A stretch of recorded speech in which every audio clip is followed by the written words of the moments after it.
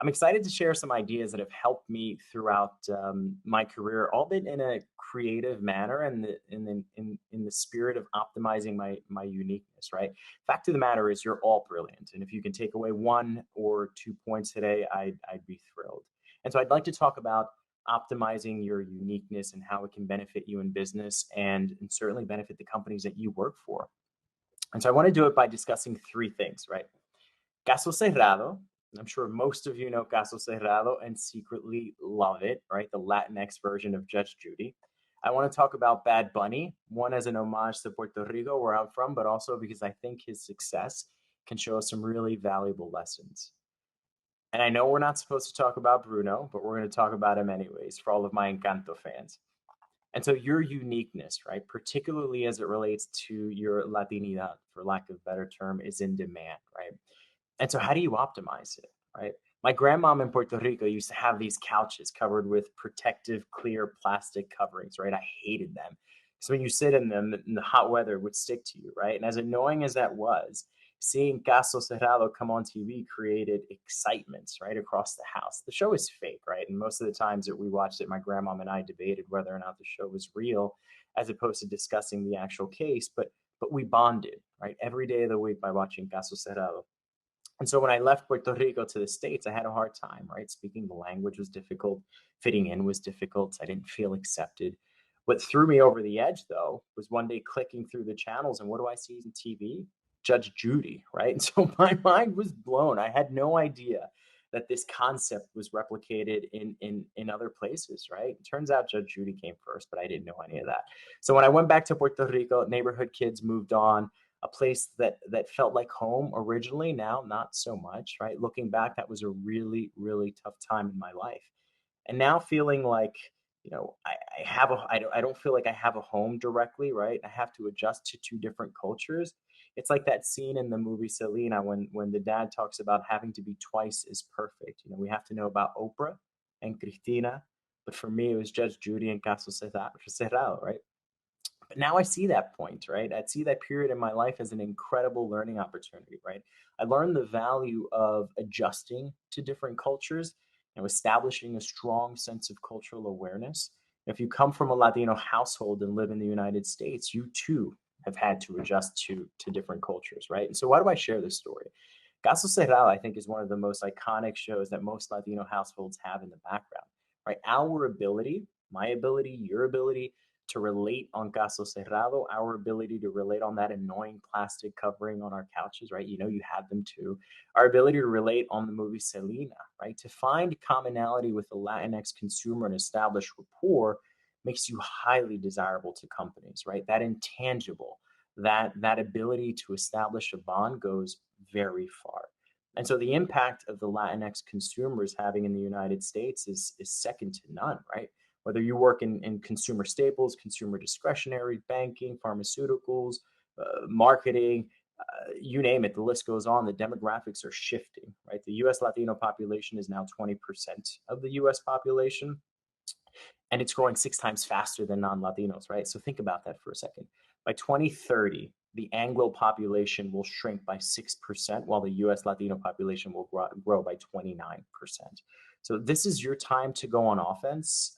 With your background, you are a bridge builder to different cultures, and that is a unique value add that you can bring to your companies. So Caso Cerrado and Judge Judy always reminds me of the unique ability we have to relate to multiple cultures. So some might know the most streamed song in 2017 was Despacito, right? Luis Fonsi. 2019 was Ariana Grande, Señorita. And in 2020, the most streamed artist globally was Bad Bunny. The third most streamed artist globally was J Balvin.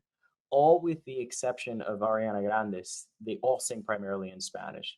That is staggering to think about, right? Latinx culture is transcending the world, right? It crosses over globally. Consumers, not just Latinx consumers, are lining up for Latinx content.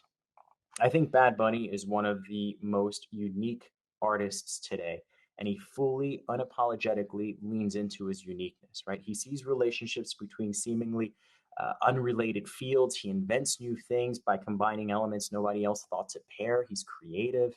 Like the song Yonaguni, right? Where Bad Bunny sings Japanese. What other mainstream recording artist is singing Japanese? Right? Diversity works because diverse perspectives bring differentiated viewpoints. They challenge conventional wisdom, they embrace contrarian ideas. That's what adds value, challenging the status quo. When you remember that rules and systems were created by people, it becomes clear that they're not set in stone. You can begin to consider how to improve the rules, how to change the rules. And so when you're in a meeting, don't be shy. Talk about your differences. How do you see things?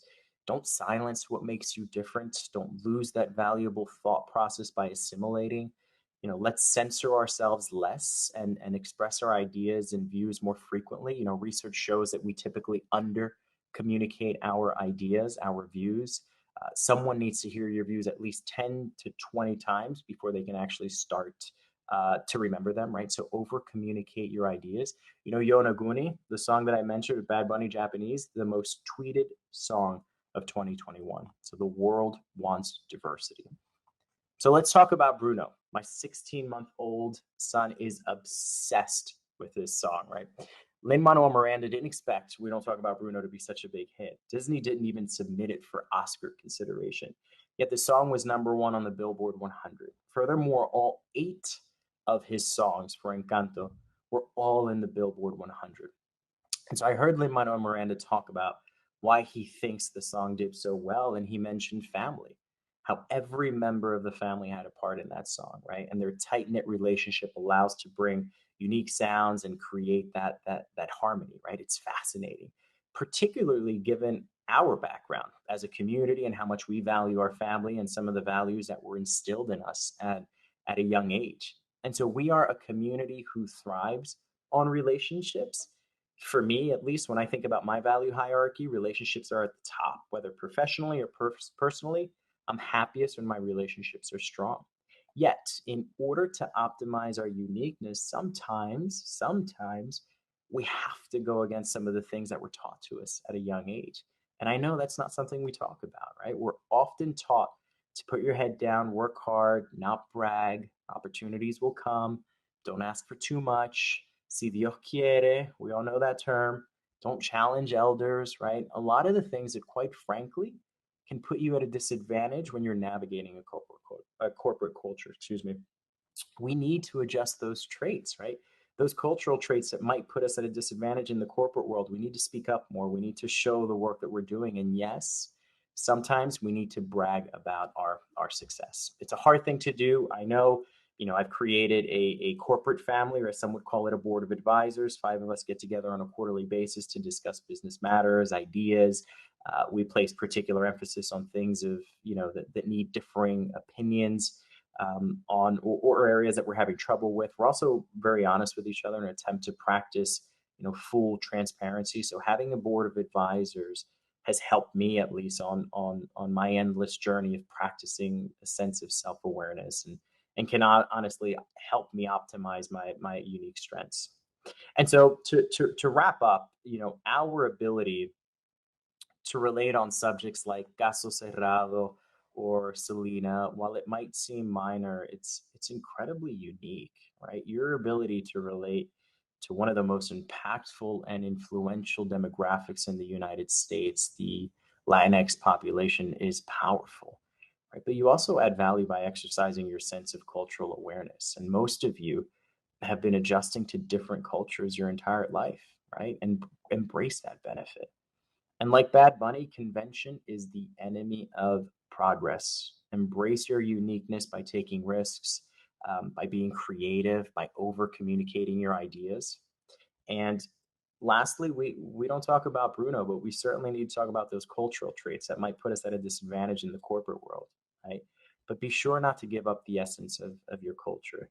Putting our head down and working hard is certainly great advice, but let's look up from time to time and talk about the great work that we're doing. And if you need to create a board of advisors to keep you progressing forward, then go for it. So Bernard Shaw once said, "The reasonable person adapts himself to the world. Therefore, all progress depends on the unreasonable person." So embrace your uniqueness. Our progress depends on it.